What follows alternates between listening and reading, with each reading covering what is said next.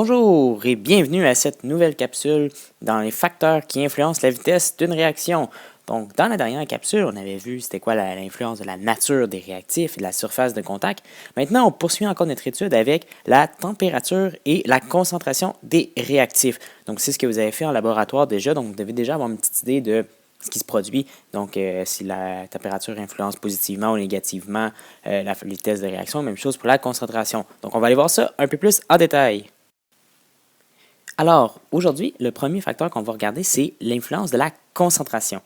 Donc, si on vient à la théorie des collisions, on peut en déduire que l'augmentation de la concentration signifie d'augmenter le nombre de particules ou de molécules par volume. C'est un peu ce qui est illustré avec les images en bas. Donc, dans le cas du cube B, donc le cube à droite, on a beaucoup plus de particules de A et de B, donc beaucoup plus de chances que ces particules-là entrent en collision.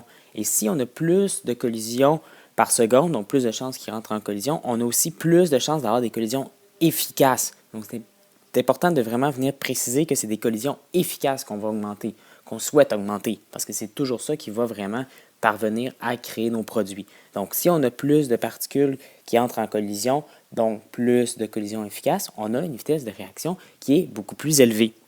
La chose, par contre, qui est importante à prendre en note, c'est que c'est l'influence de la concentration des réactifs seulement. Donc, dans le titre, ici en haut, c'est vraiment juste marqué des réactifs parce que la concentration de nos produits ne va pas nécessairement influencer. Donc, ça va être à surveiller parce que des fois, il peut y avoir des petites pièges. Des fois, on peut vous dire on va modifier la concentration d'un produit, mais ça n'influencera pas sur notre vitesse de réaction.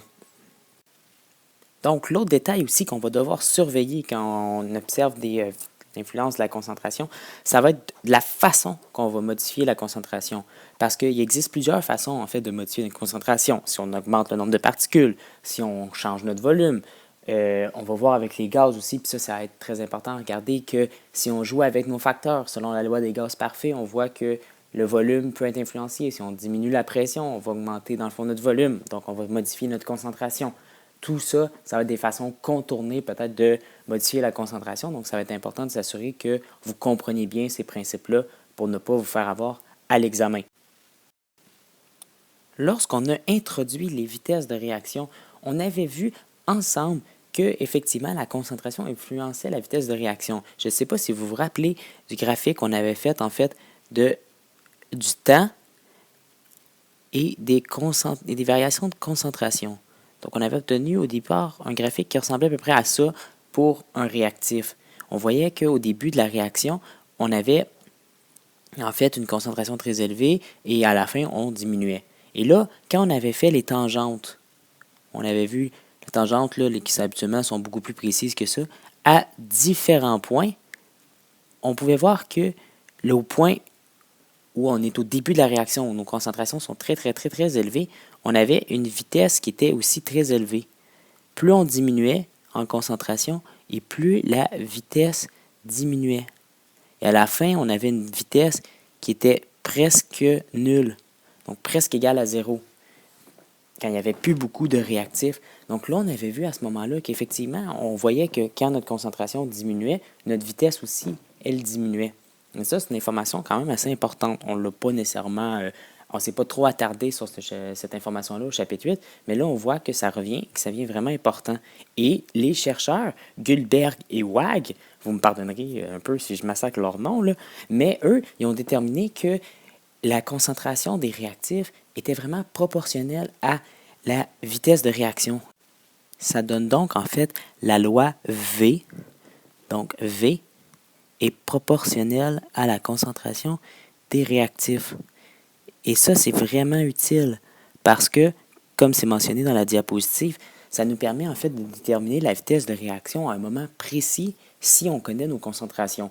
Donc, peu importe le facteur, peu importe la situation, on est capable de dire « Ah, bien là, j'ai fait ma réaction avec telle ou telle concentration, j'ai obtenu telle vitesse, je vais calculer la loi de Guldberg-Wag et je vais être capable, en fait, de trouver ma nouvelle vitesse si je augmente la concentration de mon premier réactif, si je triple la concentration du troisième réactif et je diminue de moitié la concentration de mon réactif numéro 3. Donc ça va vraiment nous permettre de dire « Ah, OK, on est capable d'aller cibler, en fait, de façon spécifique, nos facteurs, nos concentrations pour aller vraiment obtenir la vitesse de réaction qu'on désire.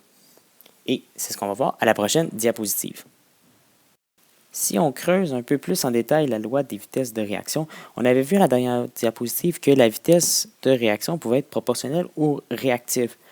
Heureusement, en mathématiques, on peut se débarrasser du signe alpha qu'on n'aime pas trop et retrouver le égal qu'on adore plus. Et pour garder le fait que ce soit proportionnel, on va rajouter en fait une constante. On va dire que V est égal à une constante multipliée par la concentration de nos réactifs. Vous pouvez voir aussi le petit x et le petit y. En fait, c'est ce qu'on appelle l'ordre partiel de chacun de nos réactifs. Et ça, en fait, c'est tout simplement l'influence de nos réactifs. Parce qu'il va arriver dans certaines réactions que le fait d'augmenter la concentration d'un réactif va augmenter encore plus la vitesse de réaction. Donc, certains réactifs vont avoir une influence encore plus grande sur notre vitesse de réaction et ça va dépendre, en fait, de l'ordre partiel de chacun de ces réactifs-là. Cette particularité-là s'explique par le fait que ce n'est pas tous nos réactifs, en fait, qui vont être déterminants dans nos réactions. On a vu que les réactions pouvaient se diviser selon des sous-réactions. Donc, ce n'était pas toutes les réactions qui se faisaient en une seule étape directe de réactif produit. Des fois, on passait par des sous-étapes et parmi ces sous-étapes-là, il y en avait une qui était toujours plus lente que les autres et qui était donc l'étape déterminante. Et c'est cette étape-là, en fait, qui va avoir une influence sur la vitesse de réaction. Et si un de nos réactifs, qui est dans la réaction globale, lui, n'est pas dans la réaction la plus lente, donc ne fait pas partie de la réaction la plus lente, va seulement, par exemple, réagir avec le produit de cette réaction la plus lente-là, bien lui, il n'y aura aucune influence sur notre vitesse de réaction, parce que même si on en met plus, il ne fait pas partie de l'étape qui prend plus de temps à se faire, et ça ne changera absolument rien de toucher à sa concentration à lui. C'est pour ça, en fait, qu'on doit mettre, en fait, les petits exposants, donc les X et les Y, les ordres, pour venir, en fait, refléter cette réalité-là du fait que certains de nos réactifs vont contribuer davantage à une réaction et à les autres. L'autre chose qui est importante de se rappeler, c'est l'ordre global de la réaction. L'ordre global de la réaction, en fait, ça va tout simplement se calculer en additionnant les exposants de chacun de nos réactifs. Et à la fin, ça nous dit aussi quelles vont être les unités de notre constante. Parce que la constante, elle, vous le voyez, ça dépend en fait de la température et de la réaction. Donc, si vous augmentez votre température, vous allez avoir une autre constante, il va falloir faire d'autres calculs. Donc, il faut vraiment s'assurer que notre température reste constante tout au long des situations dans lesquelles on utilise la loi de vitesse et va vraiment être spécifique à une réaction, ce qui veut dire qu'on ne peut pas dire que K comme R, par exemple, dans les lois des gaz parfaits, donne toujours 8,31. K va vraiment varier d'une situation à l'autre, d'une réaction à l'autre et d'une température à l'autre. Pour déterminer les unités de la constante, en fait, c'est tout simplement s'assurer que les unités de notre constante permettent d'annuler les unités de tous nos réactifs ensemble pour obtenir les unités qui nous restent à la fin qu'on veut obtenir pour notre vitesse. Donc, l'exemple, c'est que si on a ici des moles par litre, avec des moles par litre, et on multiplie tout ça ensemble, ça nous donne des moles au carré sur des litres au carré.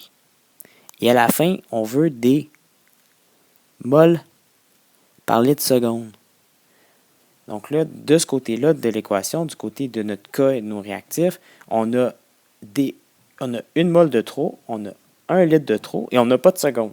Donc notre constante va nous permettre d'aller chercher ça. Et c'est donc pour ça qu'on va dire qu'on va mettre des litres en haut. Donc 1 litre en haut pour venir annuler un de nos litres ici. On va mettre une mole en bas pour venir annuler un de nos moles ici. Et on va faire apparaître une seconde. Donc notre unité totale de notre K va être litre par mole seconde pour le cas où on aurait des moles par litre fois des moles par litre. Mais des fois, on pourrait avoir un autre réactif de plus, donc on aurait des moles à la 3, des litres à la 3, et là, notre cas va vraiment s'adapter à chacune des situations. Donc, c'est important de s'assurer que vos unités de cas varient. C'est pour ça que de venir calculer l'ordre global de votre réaction, ça va vous permettre de mieux savoir, en fait, c'est quoi les unités de votre cas. Ensuite, au cégep, savoir l'ordre global de votre réaction va vous permettre aussi d'utiliser des lois dérivées qu'on appelle, donc c'est des formules beaucoup plus poussées que ce qu'on utilise actuellement, dans lesquelles vous allez pouvoir être capable de venir calculer encore plus précisément vos concentrations avec des belles formules. Mais ça, malheureusement, c'est pas pour tout de suite. Ça va être pour le cégep, mais tant mieux si ça vous intéresse et que vous avez le goût d'aller voir ce que vous allez faire au cégep. Et maintenant, en fait, la seule chose qui nous reste à faire, c'est d'aller explorer un peu plus comment on va déterminer l'ordre partiel de nos réactions. Donc, on va aller voir ça à la prochaine diapositive. On a ici deux réactions à laquelle on a essayé de déterminer la loi de vitesse de réaction, c'est-à-dire la relation entre la vitesse de cette réaction-là à une température donnée et les concentrations de nos réactifs. À la réaction du haut, la première réaction, on a une réaction élémentaire qui se fait, on se rappelle, en une seule étape. Donc, ce n'est pas un mécanisme réactionnel comme on a vu pour certaines autres réactions, et on a une seule étape et directement on obtient nos produits. Dans le cas des réactions élémentaires, c'est vraiment intéressant parce que la loi de vitesse se trouve facilement. Vu que ça se fait en une seule étape, bien, l'influence de chacun de nos réactifs va vraiment dépendre de la stoichiométrie. Donc, on fait juste se fier, en fait, pour trouver l'exposant à laquelle on va mettre notre concentration. Donc, pour savoir l'ordre partiel de chacun de nos réactifs, on va tout simplement regarder les coefficients stoichiométriques. Donc, dans ce cas-là, on a 1 pour l'oxygène, 2 pour l'eau et 4 pour l'hydroxyde de fer. Par contre, on se rappelle aussi que c'est seulement les solutions gazeuses et les solutions aqueuses qu'on va utiliser parce que les solutions liquides et solides ne vont pas modifier leur concentration.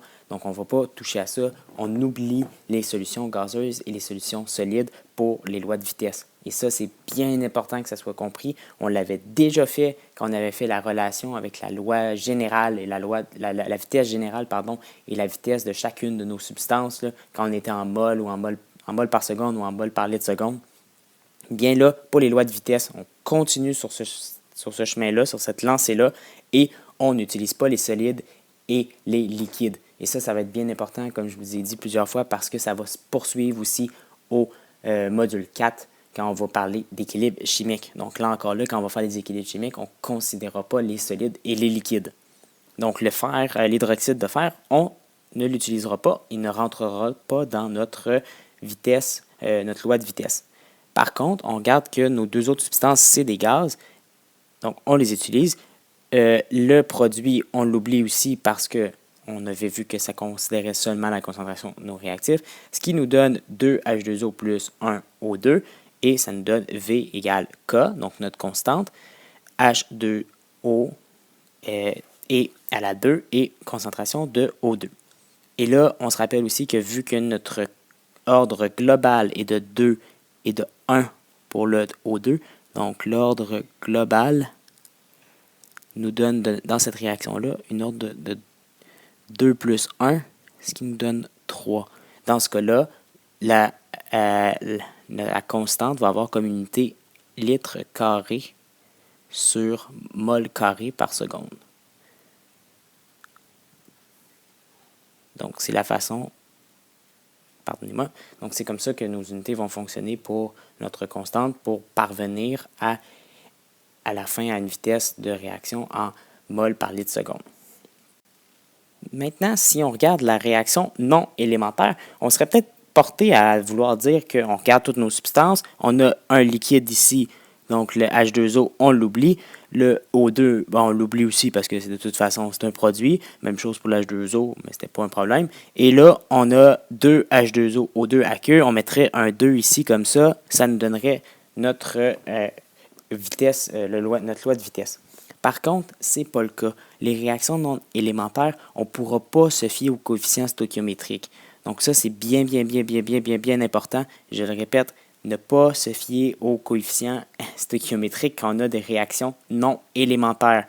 Ce que ça veut dire à l'examen, si on vous donne comme information cette réaction élémentaire, donc là, oui, vous pouvez utiliser les coefficients stoichiométriques. Si on ne vous précise rien, si on vous dit cette réaction se fait selon l'équation 2H2O aqueux, 2H2O liquide plus 1 O2 gazeux, vous ne vous préoccupez pas des coefficients stoichiométriques. Et la seule façon de venir calculer, en fait, c'est quoi? l'ordre partiel de chacun de nos réactifs, c'est de façon expérimentale.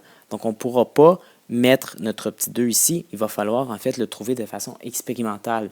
Et dans le cas de cette réaction-là, du peroxyde d'hydrogène, qui se décompose en eau et en O2, on a découvert de façon expérimentale que la vitesse est égale à la constante fois la concentration du H2O2 à la 1. Donc, c'est vraiment directement proportionnel. On double notre vitesse du peroxyde d'hydrogène, on va doubler notre vitesse. Mais ce n'est pas à la 2. Donc, ce n'est pas directement proportionnel au coefficient, donc ce n'est pas exposant à la 2, comme ça devrait peut-être l'être si c'était une réaction élémentaire. Et là, je vous entends déjà vous poser la question, oui, mais pourquoi c'est comme ci, pourquoi c'est comme ça? Mais en fait, il faut comprendre que si on a une réaction non élémentaire, donc en plusieurs étapes, on avait vu qu'on avait des étapes qui vont être déterminantes. Donc des étapes qui vont être plus lentes. On pourrait avoir l'étape 1 qui se fait rapide, une étape 2 qui est plus lente et une étape 3 qui pourrait être moyenne, par exemple, et que la seule étape qui va avoir une influence, en fait, sur la vitesse globale de notre réaction, c'était l'étape la plus lente. Donc, dans ce cas-là, l'étape 2, la sous-étape 2 de notre grande réaction. Et on va voir, en fait, que ce qui va se passer, c'est que notre loi de vitesse va, en fait, correspondre au mécanisme de cette réaction-là. Donc, ce que ça veut dire, c'est que peut-être que dans le cas de la réaction du peroxyde, la réaction la plus lente, qui est l'étape 2 dans ce cas-là, c'est fictif, c'est des chiffres que j'ai inventés, aurait comme mécanisme, en fait, un H2O2 aqueux qui pourrait peut-être à ce moment-là se dissocier, que ça serait ça l'étape la plus lente, mais qu'on n'aurait pas d'autres réactifs qui entreraient en réaction. Donc, on aurait vraiment une seule molécule de H2O2, donc avec une stoichiométrie de 1.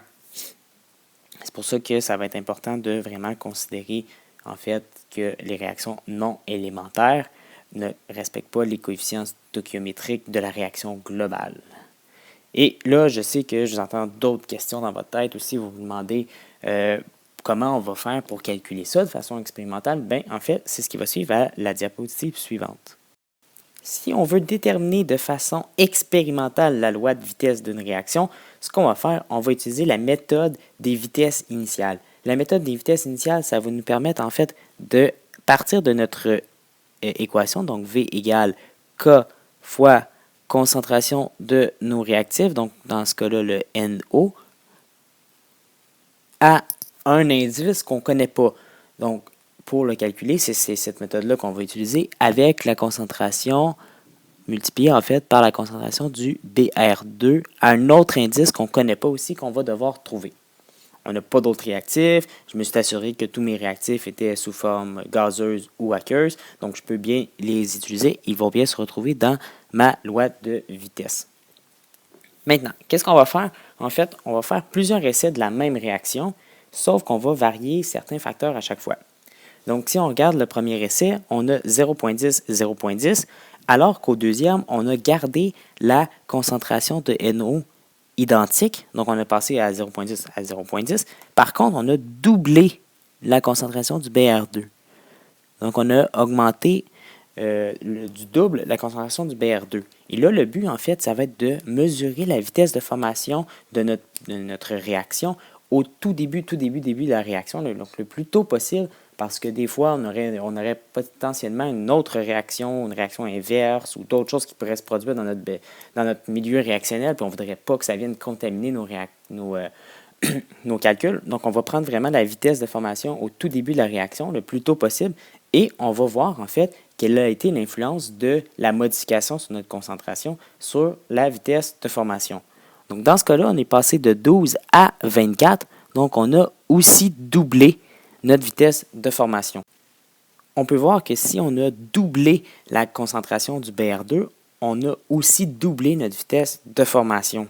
Ça veut donc dire que la variation du BR2 entraîne une variation proportionnelle de la vitesse de formation de notre produit, donc de notre réaction. C'est-à-dire qu'on doit augmenter à un exposant de 1, donc de 1, notre variation de BR2, de concentration en BR2, pour obtenir la même variation de vitesse. C'est-à-dire qu'on va devoir mettre un exposant 1 pour la variation de BR2 dans notre loi de vitesse. On vient donc de trouver, en fait, l'ordre partiel du BR2. On peut aussi essayer avec un autre essai pour venir valider nos réponses. Donc, si on prend l'essai 1, on est à 0.10, 0.10. L'essai 3, on est aussi à 0.10 au niveau du NO. Donc, on peut garder cette concentration-là parce qu'on voit que la concentration reste la même entre chaque. Donc, c'était bien important de s'assurer que la concentration du réactif qu'on n'évalue pas, donc dans ce cas-là, le NO, reste la même entre chaque essai. Donc 0.10, 0.10 et 0.10 aux essais 1, 2 et 3. Maintenant, si on part du même essai 1 et on se rend à l'essai 3, on voit qu'on passe de 0.10 à 0.30. C'est donc une augmentation du triple de la concentration. On a triplé notre concentration de 0.10 pour se rendre à 0.30 en gardant, je le répète, la concentration du NO identique, 0.10 et 0.10. On regarde maintenant l'influence de notre vitesse de formation. On passe de 12 à 36. Donc, 12 fois combien va nous donner 36? On peut aussi faire 36 divisé par 12 pour venir trouver ici le nombre qu'on a dû multiplier. Et on obtient en fait 3 dans ce cas-là aussi. Donc, 12 fois 3 nous donne 36. On voit qu'on passe de 3 à 3. C'est donc encore là une relation proportionnelle. Il faut encore mettre notre variation de BR2 à la 1 pour obtenir la même variation de vitesse. On s'est donc convaincu, on a vérifié, on a validé que l'exposant qu'on doit mettre dans notre vitesse de réaction, dans notre loi de vitesse, pardon, doit bien être 1. Maintenant, on va effacer tout ça et on va recommencer cette fois-ci avec l'autre substance, donc avec le NO. Comme je vous ai dit, si on veut valider l'influence de la concentration d'une substance, d'un de nos réactifs, il faut s'assurer que l'autre réactif ou les autres réactifs, s'il y en aurait plusieurs, demeurent constants. Donc, dans ce cas-là, on va vérifier nos essais du BR2. On voit qu'on a 3 essais à 0.10, 0.10, 0.10 et le dernier à 0.10. C'est donc les essais 1, 4 et 5 qu'on va pouvoir utiliser pour valider en fait l'influence du NO. On ne pourra pas toucher aux essais 2 et 3 parce que là, nos concentrations vont varier et ça ne marchera pas. On ne pourra pas déterminer si c'est bien la variation du NO qui a entraîné cette variation-là de vitesse de formation. On regarde le premier, donc 1 à 4 et 1 à 5. On passe, si on essaie du 1 à 4, on voit que la concentration du NO va doubler, de 0.10 à 0.20. Alors que notre vitesse de formation, elle passe de 12 à 48. Donc là, cette fois-ci, c'est une variation de 4. Donc, on a quadruplé notre vitesse de formation lorsqu'on a doublé la concentration de notre NO2, de notre NO, pardon. Donc là, il faut se poser encore la question, à quel exposant on doit mettre la variation de notre concentration pour obtenir la même variation de vitesse. Donc 2, pour se rendre à 4, on doit mettre 2 exposant 2 et on obtient alors la même variation de vitesse. On peut aller valider, voir si c'est le bon exposant qu'on a mis en essayant avec un autre essai. Quand on a les plusieurs essais, c'est tant mieux. Si on part encore du premier, pour se rendre cette fois-ci à l'essai 5, on a une variation de 3. Donc, on a triplé notre concentration et de 12 à 108, si on fait le calcul, je vous rappelle, vous pouvez faire 108 divisé par 12, ça va vous donner 9. C'est donc une variation 9 fois plus importante et on n'obtient que 3 à 9. Si on veut obtenir la même variation, on doit mettre notre variation de concentration à la 2. Donc 3 exposant 2 nous donne 9. Et on vient donc valider que notre exposant ici dans notre loi de vitesse, notre ordre partiel de notre monoxyde d'azote, c'est le 2. Et on obtient alors l'ordre global qu'on pourrait calculer, qui est de 2 pour le NO plus 1 du BR2, donc un ordre global de 3. Et notre loi de vitesse s'écrit donc V égale K, NO à la 2 et BR2 à la 1. Et là, bien important aussi avec les unités, il ne faut pas se tromper, si on a un ordre global de 3, nos unités vont être dans ce cas-là litres carrés par mol carré et seconde. Et c'est donc comme ça qu'on a pu calculer quelle était la loi de vitesse. Et là, on a à la prochaine diapositive un autre exemple de calcul pour pouvoir mieux vous pratiquer. Et vous avez ici en fait un autre exemple de comment déterminer la loi de vitesse à partir de données expérimentales. Je vous invite en fait à arrêter la capsule, mettre sur pause, prendre le temps de faire les calculs par chez vous et de l'essayer. Et la prochaine diapositive va vous donner la réponse. Donc, je laisse un petit peu de temps encore là et je vous invite à continuer en fait après ça à vous rendre à la prochaine diapositive pour au moins voir la réponse. Essayez-le.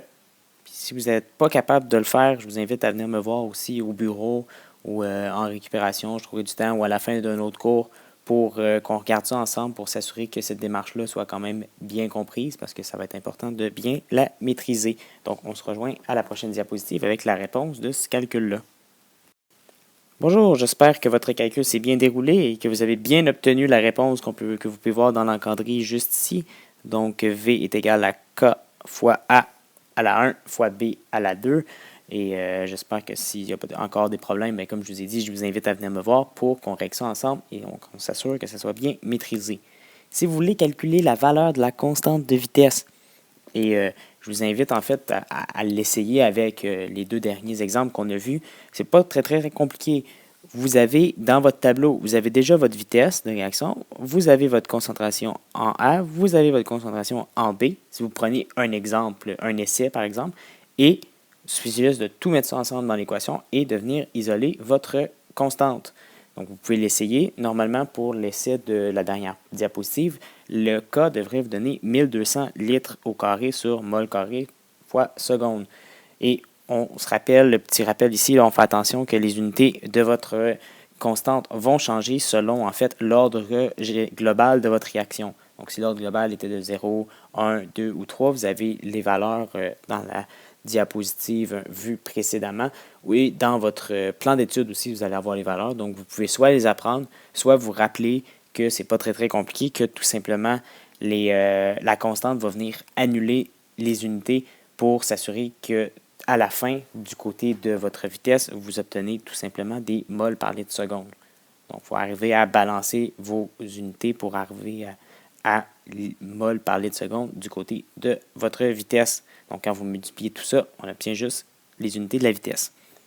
Maintenant, on a à la fin un autre exemple, dans le fond, que si on triple la concentration de A et que l'on double la concentration de B, par quel facteur la vitesse sera-t-elle augmentée? Donc, c'est un peu ce que je vous disais, la façon qu'on peut venir moduler, en fait, nos vitesses de réaction en connaissant notre loi de vitesse. Si on fait le calcul, on fait que V égale K